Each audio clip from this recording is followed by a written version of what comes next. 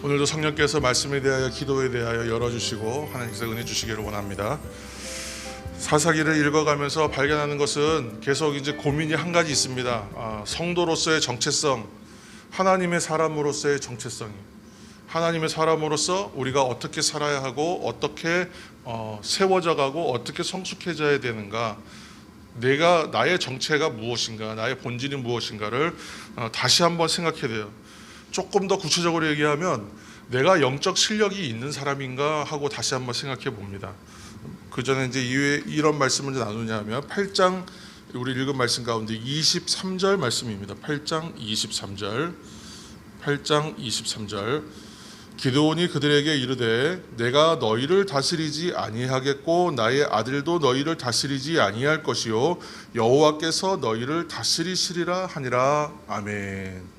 우리는 처음에 읽었던 말씀인데요, 지금 말씀을 보면 이보다 더한 전쟁 영웅이 없어요. 민족을 미디안의 소원에서 구원하여 너무나 기가 막히고 놀라운 방법으로 그렇게 인도하여 낸 것이잖아요. 지난밤에 지금 이제 새벽에 확인하니까 이제 월드컵이 이제 끝났는데 아르헨티나가 우승했습니다. 그래서 아르헨티나는 축구의 신이잖아요. 메시라고 하는 축구 선수.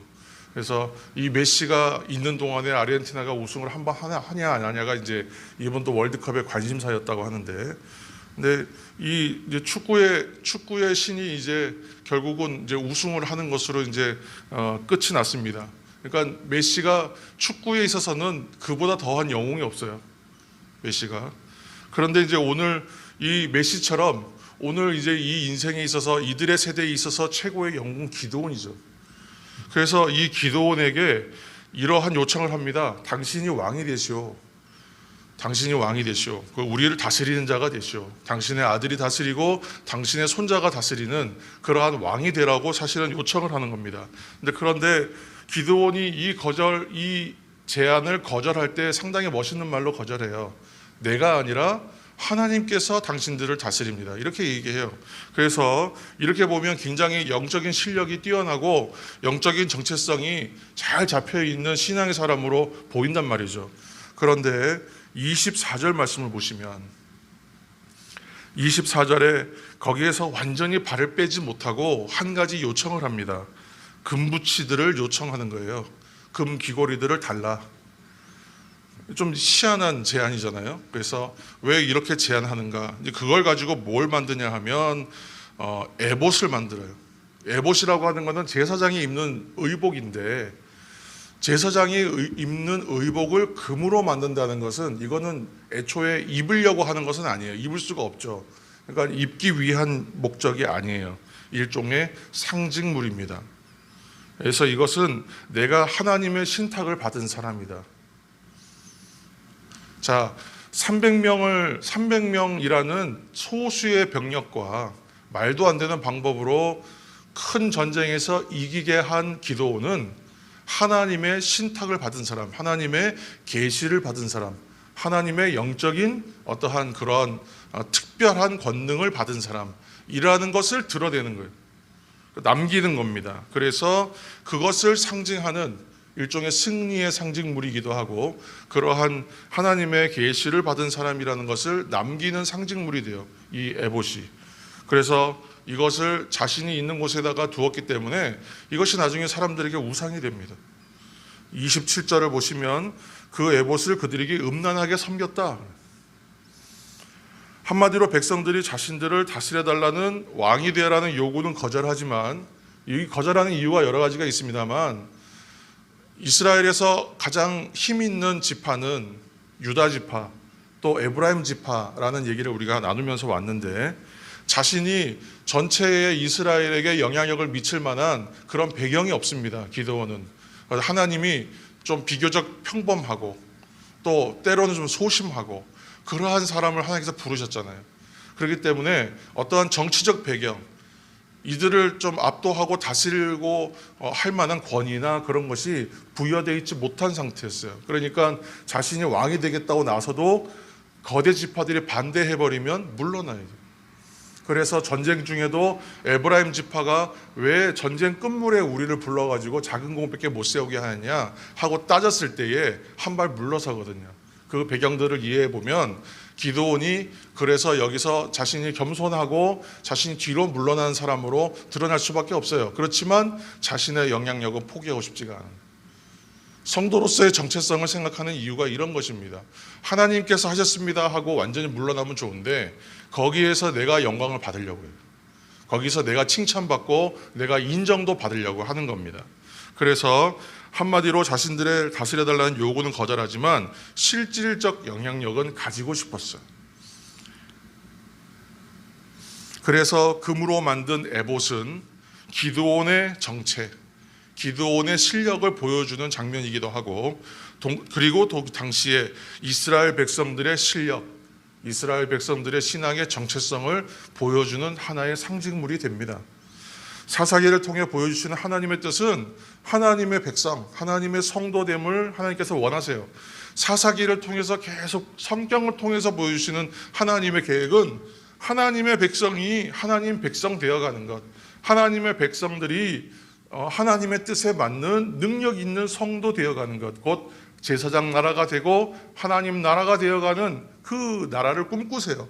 그렇지만 이러한 하나님의 뜻을 그들이 아느냐? 그 뜻은 전혀 몰라요. 그래서 백성들은 계속해서 내 앞에 있는 문제를 해결해달라, 내 앞에 있는 대적들을 물리쳐달라, 내가 눌려있고 압제되어 있는 이 상황의 문제 돌덩이들을 좀 걷어달라, 이 요청을 계속합니다. 그렇게 하고 하나님 앞에 내가 나아갈 테니 이제 이 문제들을 해결해 주십시오 해서 이 문제들을 해결해 주면, 그러면 이제 됐다 하고 다시 자신의 삶에 있던 삶의 관성으로 돌아가서 실력이 성장하는 자리가 아니라, 실력이 좀 더 상향되는 것이 아니라 다시 본래의 자리로 돌아가고 말았다. 이것이 사사기에서 반복되는 그런 영적 실패의 모습 가운데 있는 것입니다.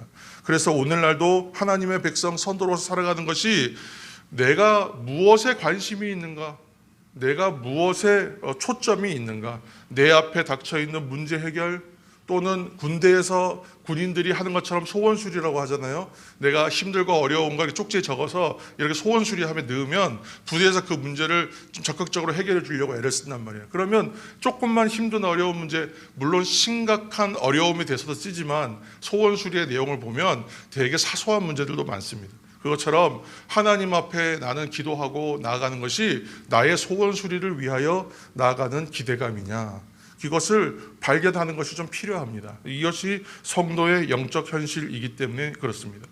계속해서 영적 타락하고 우상 숭배하는 죄가 반복되는데, 우상 숭배가 무엇인가 우리가 늘 정의해 왔지만 한 번 더 정의하면 그래요. 내가 원하는 것을 이루어 줄 수 있는 힘을 쫓아가는 거예요. 우상 숭배는 내가 원하는 것을 줄 수 있는 힘을 따라가요. 내가 원하는 것을 얻을 수 있는 자리를 좋아하는 거예요. 그래서 기드온이 에봇을 만들고 기드온의 에봇을 사람들이 섬기는 이유가 거기에 있습니다. 8장 13절 말씀 우리가 한 절 읽겠습니다. 8장 13절.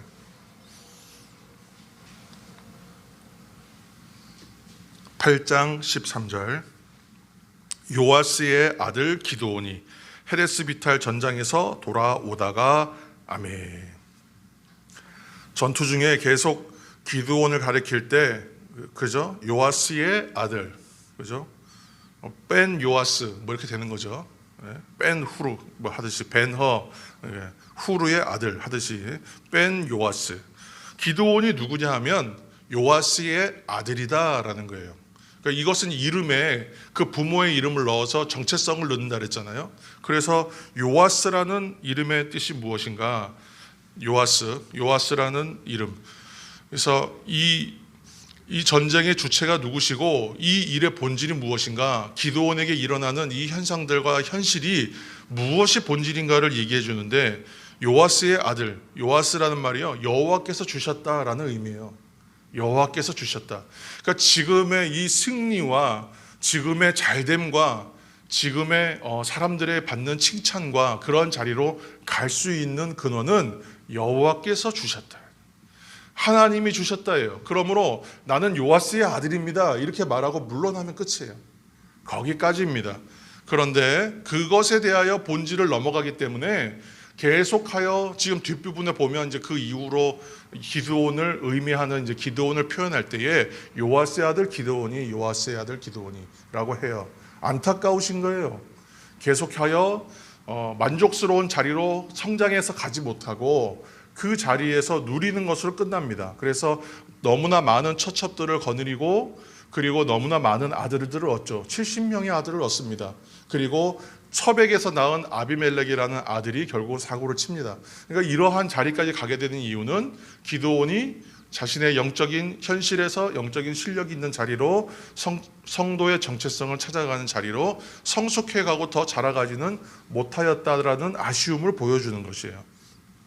애초에 보통 사람이었던 기드온을 하나님께서 부르시고 300명만으로 싸우게 하시고 창이 아닌 항아리와 횃불과 나팔로 싸워서 이기게 하시는 것도 어떠한 상황과 어떠한 일이라도 하나님이 함께 하실 때에 여호와 샬롬이 됩니다라는 것을 보여주는 것이 기드온 이야기 중에 핵심이거든. 8장 31절 마지막으로 읽겠습니다. 8장 31절.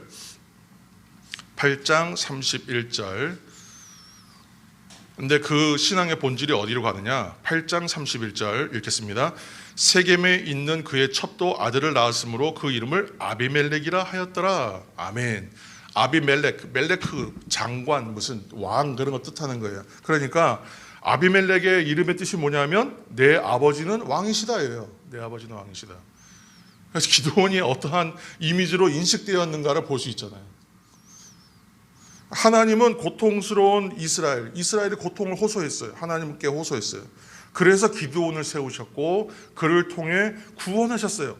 그 목적은 뭐예요? 하나님의 백성이 백성 되는 것을 위하여, 하나님의 나라가 제사장 나라 되는 것을 위하여 세워주셨는데, 그러나 이스라엘도 또 기드온도 그 다음 세인 아비멜렉에 이르기까지 이 고통과 구원의 승리의 의미는 깨닫지 못했다. 안타깝게도. 그래서 이 일들과 이 놀라운 전쟁을 통해서 정작 깨달아야 할 것은 전혀 알지 못했다.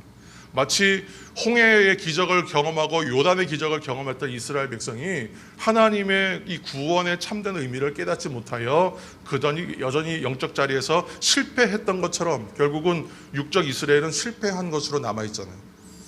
그것처럼 내 앞에 있는 문제 해결되면 좋습니다. 내가 더 하나님의 이름으로 영광 받으면 더 좋습니다. 그 결과 에봇도 만들고요, 에봇도 섬기고 그런 자리까지 가게 되는 겁니다. 그래서 기드온의 이야기와 사사기를 읽으면서 우리가 발견하는 것은 성도의 성도됨이 무엇인가, 교회의 교회됨이 무엇인가, 그리고 하나님 되시게 하는 우리의 삶이 무엇인가, 하나님의 영광을 위하여 드리는 것이 우리의 삶이 되어야 하지 않겠습니까? 오늘도 그래서 우리에게 주어진 삶의 환경 속에서 거룩한 백성의 길을 묵묵히 걸어가시는 성도 여러분, 하나님께서는 여전히 오늘의 어둠의 일과 또 우리 인생에 일어나는 빛의 일들을 사용하셔서 자녀답게, 성도답게, 교회답게 하려 하신다는 것을 기억하시기 바랍니다. 우리의 뜻과 계획에는 이것이 참 어려워, 이것이 참 부족해 보여, 이것이 다 채워지지 않아서 걱정스러워, 우리는 그렇게 생각할 수 있지만, 그러나 하나님께서 그 모든 일들을 사용하여 선한 계획하심으로 우리를 인도하신다. 성령님과 동행하시기 때문에 우리의 삶은 그것을 인정할 때 여호와 샬롬, 하나님이 주시는 평강의 삶이라는 것을 기억하시는 저와 여러분 되시기를, 그리고 그러한 성도들의 매일의 생활이 되시기를 예수님의 이름으로 축복합니다. 함께 기도하며 나가겠습니다.